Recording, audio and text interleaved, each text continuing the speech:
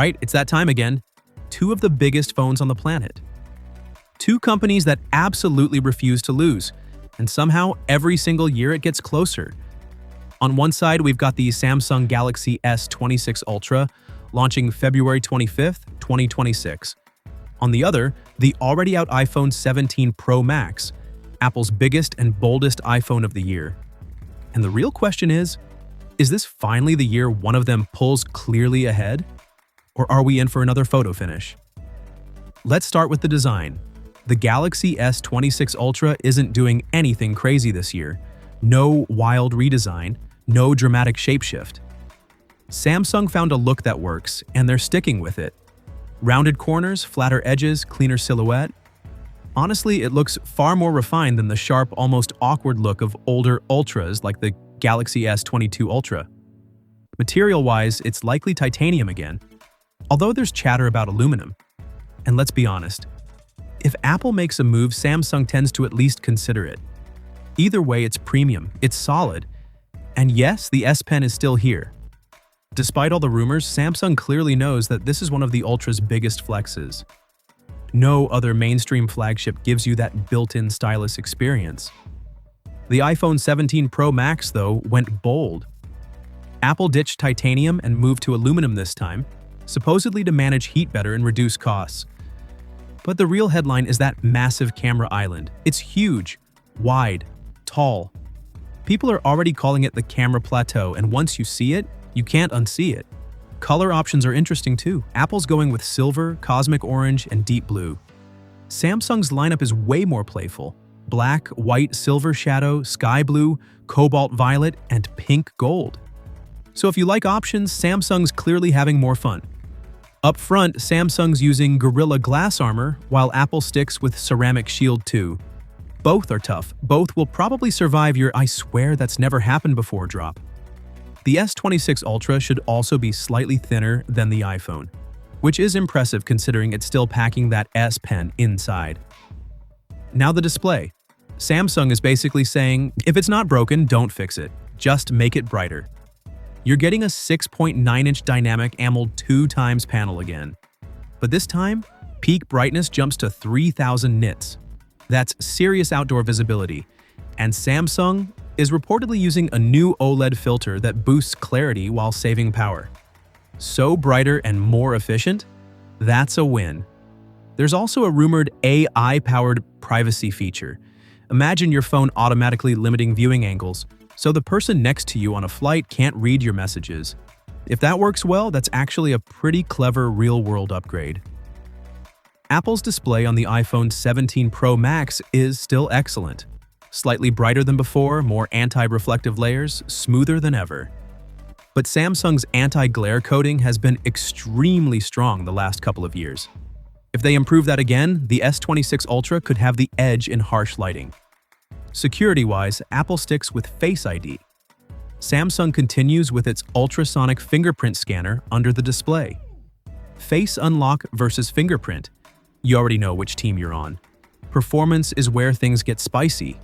The Galaxy S26 Ultra is expected to run the Snapdragon 8 Elite Gen 5 globally. New generation, 3nm architecture, likely a slightly overclocked 4 Galaxy version. Rumors suggest around a 30% graphics boost, faster RAM, Wi-Fi 7, and a new 5G modem focused on efficiency.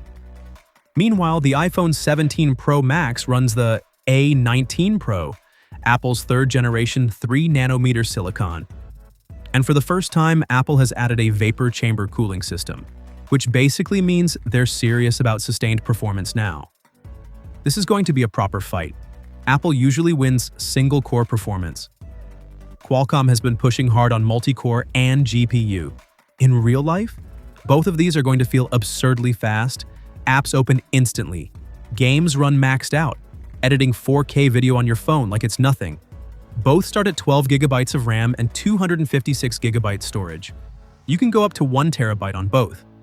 Apple even offers 2 TB if your wallet is feeling brave.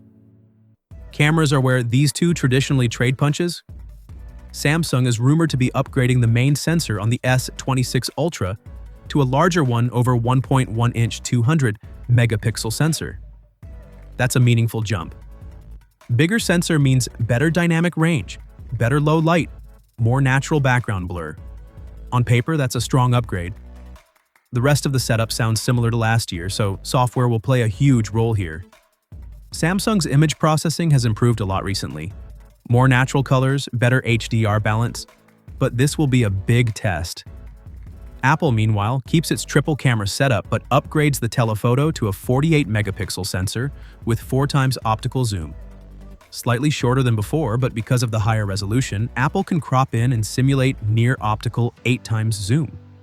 For portraits especially, that 4x focal length could actually be more practical than the previous longer zoom. Video is still Apple's comfort zone. Samsung's flexibility is still unmatched. It really comes down to how you shoot. Now, battery. This is where things get interesting. Samsung has stuck with a 5,000 mAh battery in every Ultra since 2020. And yes, the S26 Ultra is expected to keep that same capacity. In 2020, that was massive. In 2026, it's normal. The iPhone 17 Pro Max now reportedly packs a 5,088 mAh battery into the largest ever in an iPhone. Combine that with Apple's tight hardware-software optimization, and battery life could be one of its biggest strengths this year.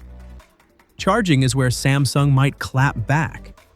The S26 Ultra could jump to 60 watts wired charging, up from 45 watts. That's a solid bump. Wireless charging is expected to support Qi 2 with magnetic alignment, similar to MagSafe. Apple finally moved up to 40-watt wired charging, which is faster than before, and 25-watt wireless with MagSafe 2.0. Better than previous iPhones, but still not the fastest in the industry. So where does that leave us? The iPhone 17 Pro Max feels like Apple refining everything: performance, battery, thermals, and polishing the experience. It's clean, it's powerful, it's deeply integrated into the Apple ecosystem. The Samsung Galaxy S26 Ultra feels like evolution with a few smart tweaks: brighter display, potentially stronger camera hardware, faster charging, and that S Pen versatility that no iPhone offers. And honestly, this might be one of the closest battles yet. If you're deep into iOS, the iPhone 17 Pro Max is probably the obvious choice.